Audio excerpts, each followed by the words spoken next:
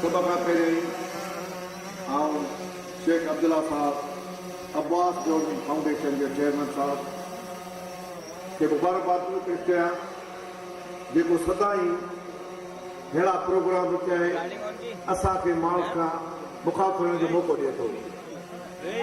मूं अॻु में बि चयो आहे त ख़बर न आहे त शेख साहब ठहियल छा वियो आहे। हीउ त अणथक माण्हू आहे। जॾहिं आउं MS कास्ट में थाणे बुलाखान में कॾहिं चवंदो त आउं सर्कमसेशन जो प्रोग्राम थो करायां, कॾहिं चवंदो ट्यूबलिकेशन जो प्रोग्राम थो करायां, कॾहिं चवंदो त अखियुनि जे कैंप थो करायां, कॾहिं टेलीमेच सेमिनार थो करायां, कॾहिं के दोस्त जे यादि में थो प्रोग्राम कराए। आउं शेख साहब खे चवंदो आहियां त शेख साहब तव्हां थको छो नथा? पाण बेसिकली टीचर आहे, पर वरी बि जस हुजेसि जिन कमनि सां ही लॻो पियो आहे।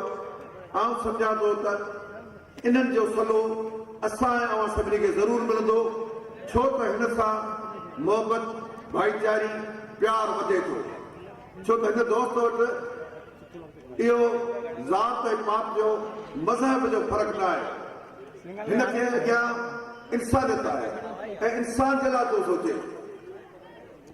आउं चाहींदुसि इन सां गॾोगॾु अॼु हिन पिंडार में 130 घोट वेठा आहिनि, उन जूं कुआरियूं मौजूदु आहिनि ऐं उन्हनि घोटनि खे बि मुबारकबाद ॾींदुसि हिन पिंडार में पंहिंजे तरफ़ां ऐं दोस्तनि जे तरफ़ां जो अॼु हू बराबरि जा पंहिंजा हक़ वठी रहिया आहिनि ऐं हुननि खे क़ौम में पाण जहिड़ा हिकु जहिड़ा थिया आहिनि।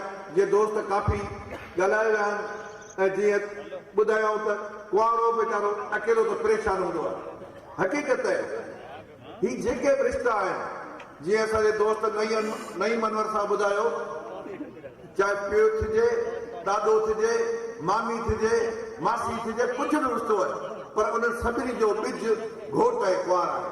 ऐं ही ख़ल्क़ ख़ुदा जी जेका वधे थी ऐं हे सियासतदान जेके सियासतूं कनि था, इहे बि अव्हां जे ई वधण विधण जे करे था कनि, अव्हां जे करे ई त नुमाइंदगी था वठनि। इहे अवाम जे इन्हनि घोटनकारनि जी पैदावार आहे। उन जे लाइ आउं सभिनी हिन पिंडाल में वेठल घोटनि खे मुबारकबाद ॾींदुसि। पर अॼु वॾी ॻाल्हि मूंखे इहा बि ॾाढी ख़ुशी थी जो हिन पिंडाल में अक़लियत बिरादरी जा बि 3 घोट आहिनि। तमामु सुठी ॻाल्हि आहे। अहिड़ा प्रोग्राम हुजनि जंहिंमें इहो ई सबूत आहे इंसानियत जो, जिते असांजे ग़रीब तबिके सां वास्तो रखंदड़ माण्हू बि पहुची आहे। छो त अॼुकल्ह हिन महांगाई जे दौर में शादियुनि ते लाखों रुपया ख़र्च थिए थो, करोड़ों रुपया ख़र्च थियनि था, वॾा पिंडार न लॻनि। पर आउं हिन दोस्तनि घोटनि खे चवंदुसि त तव्हां दिलि शिकस्त न थियो। हीअ शादी जिते सिंध जा असांजा दोस्त, कराची जा दोस्त, लाटकड़े जा दोस्त अचनि था, आउं सम्झंदो कि अहिड़ा के दोस्त के अमीर जे शादी में बि कोन आहिनि जेके तव्हां ग़रीब जे शादियुनि में वेठा आहिनि। ऐं उते अव्हांखे मुबारकबाद ॾियनि था। इन जे लाइ अव्हांखे ख़ुशी थियणु घुरिजे।